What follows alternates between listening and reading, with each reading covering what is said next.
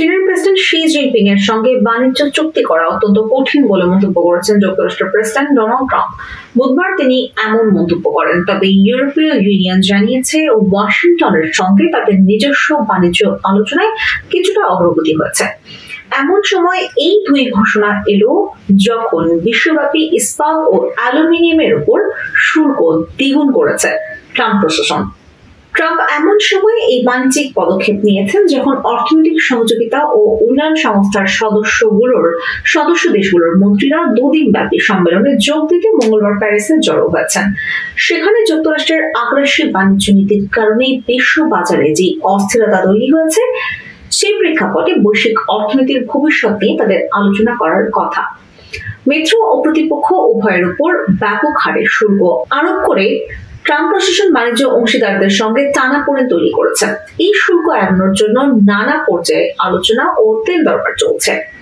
চলতি সপ্তাহে ট্রাম্প ও শির মধ্যে ফোন আলাপ হতে পারে বলে জানিয়েছিল হোয়াইট হাউস। তাদের আলাপ বিশ্বের দুই বৃহত্তম অর্থনীতির মধ্যে উত্তেজনা কমাতে সহায়ক হতে পারে বলে আশা করা হচ্ছিল। কিন্তু বুধবার সকালে ট্রাম্প দ্রুত একটি চুক্তির আশা দৃশ্যত ম্লান করে দিয়েছেন বলেই মনে হচ্ছে। নিজের মালিকানাধীন ট্রুথ সোশ্যাল প্ল্যাটফর্মে তিনি লিখেছেন, আমি চীনের প্রেসিডেন্ট শিকে পছন্দ করি, সবসময় করেছি, ভবিষ্যতেও করব, কিন্তু তিনি অত্যন্ত কঠিন মানুষ, তার সঙ্গে চুক্তি করা সত্যি খুব কঠিন। ট্রাম্পের এমন মন্তব্য প্রসঙ্গে জানতে চাইলে নিয়মিত ব্রিফিংয়ে চীনের পররাষ্ট্র মন্ত্রণালয়ের মুখপাত্র লিন জিয়ান বলেন, চীন যুক্তরাষ্ট্র সম্পর্ক উন্নয়নের চীনের নীতিগত অবস্থান অপরিবর্তিত রয়েছে। এপ্রিলে ট্রাম্পের শুল্ক আরোপের মূল নিশানা ছিল চীন। দেশটির পণ্যের উপর 145% শুল্ক আরোপ করেন তিনি। জবাবে যুক্তরাষ্ট্র থেকে আমদানি করা পণ্যের উপর 125% শুল্ক ঘোষণা করে চীন। মে মাসে দুপক্ষই সাময়িকভাবে উত্তেজনা কমাতে রাজি হন।